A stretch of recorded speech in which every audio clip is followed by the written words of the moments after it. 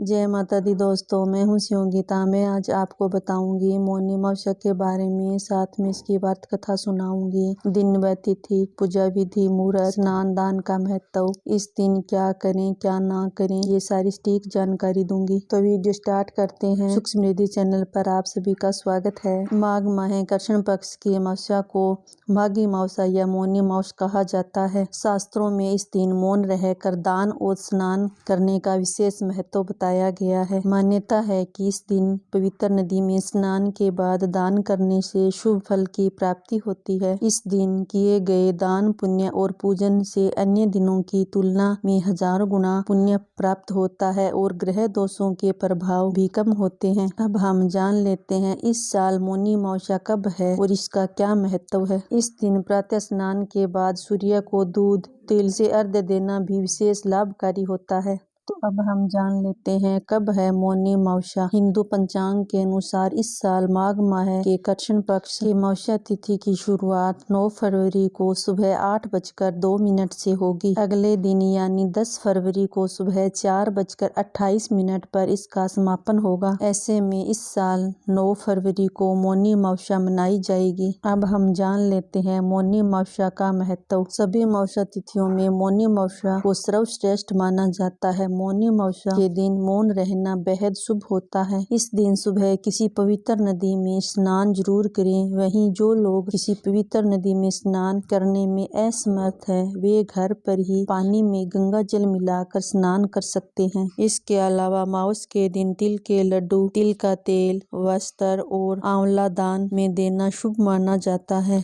इस दिन क्या उपाय करें? शास्त्रों के अनुसार मौनी अमावस्या पर 11 लौंग और कपूर से हवन करें, फिर कनकधारा स्तोत्र का पाठ करें। इससे पैसों की तंगी दूर होती है, साथ ही उधार दिया हुआ पैसा भी जल्द वापस आता है। इसके अलावा इस दिन रात के समय 5 लाल गुलाब और 5 जलते हुए दिए किसी नदी में प्रवाहित करने चाहिए, जिससे महालक्ष्मी का वास होता है। अब मैं आपको कथा सुनाती हूँ।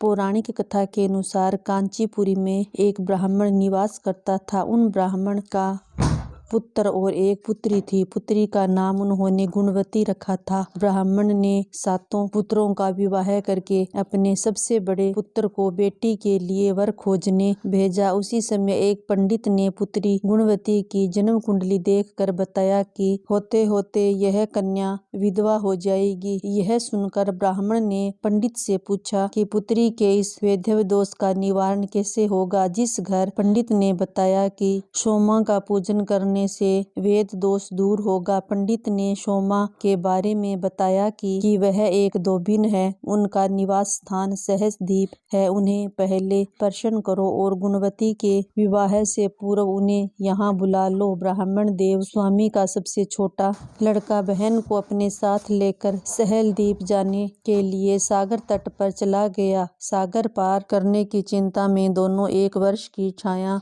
में बैठ गए। उस पेड़ पर एक घोंसले में गिद्ध का परिवार रहता था। उस समय घोंसले में सिर्फ गिद्ध के बच्चे थे। गिद्ध के बच्चे भाई बहन के क्रियाकलापों को देख रहे थे। सायंकाल के समय उन बच्चों की माँ आई तो उन्हें भोजन नहीं किया। वह अपनी माँ से बोली कि माँ, नीचे 2 प्राणी सुबह से भूखे प्यासे बैठे हैं। जब तक वे कुछ नहीं खा लेते तब तक हम भी कुछ नहीं खाएंगे। बच्चों की बात सुनकर दया और ममता से वशीभूत गिद्ध माता उनके पास आई और बोली कि मैंने अब आपकी इच्छाओं को जान लिया है। इस वन में जो भी फल फूल कंदमूल मिलेगा मैं ले आती हूँ, आप भोजन कर लीजिए। मैं प्रातःकाल आपको सागर पार कराकर सहस्रदीप की सीमा के पास पहुँचा दूंगी। वे दोनों भाई बहन माता की सहायता से सोमा के यहाँ जा पहुँचे। नित्य प्रातः उठकर सोमा का घर झाड़ पोंछ कर लीप देते थे। एक दिन सोमा ने अपनी बहुओं को पूछा कि हमारे घर कौन बहारता है और कौन लीपा पोता करता है। सास के पूछे जाने पर बहुओं ने कहा कि हमारे सिवाय और कौन बाहर से इस काम को करने आएगा। लेकिन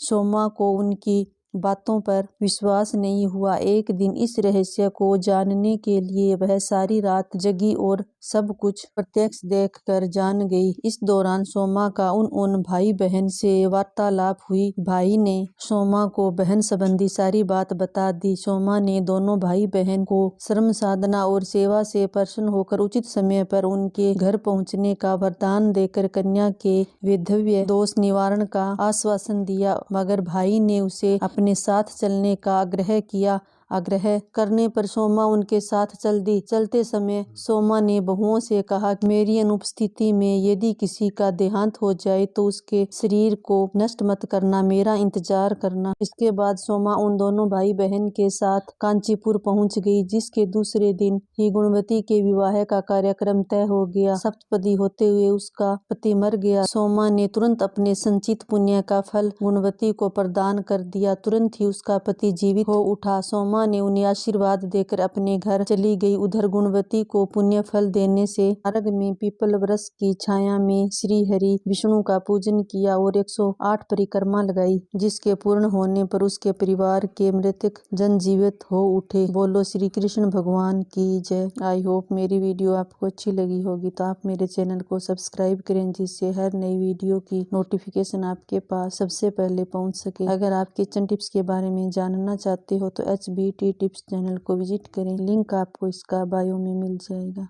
थैंक यू।